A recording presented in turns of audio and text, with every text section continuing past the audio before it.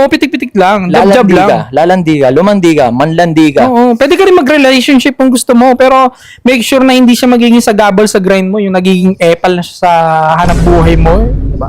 Pitik-pitik lang. Mas maganda nga kung support pa siya sa'yo, mas mabubus ka pa lalo mag-grind. Yeah. May mga babae kasing nakaka-amplify ng sipag tol eh. Yeah.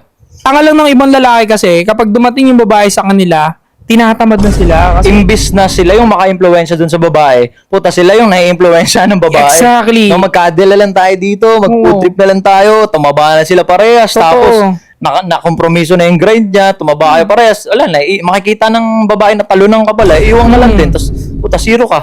kapag kasi nakinig ka dyan sa babae at sobrang napalambot ka niya ng todo, bandang huli, mawawalan ng gana sa iyo yan. Kasi sumusunod ka na sa kanya. Yeah, lagi niyong tatandaan, ayaw ng babae ng supot na lalaki, yung sunod-sunuran sa kanila. Di ba ngayon gusto nila yung Red flag.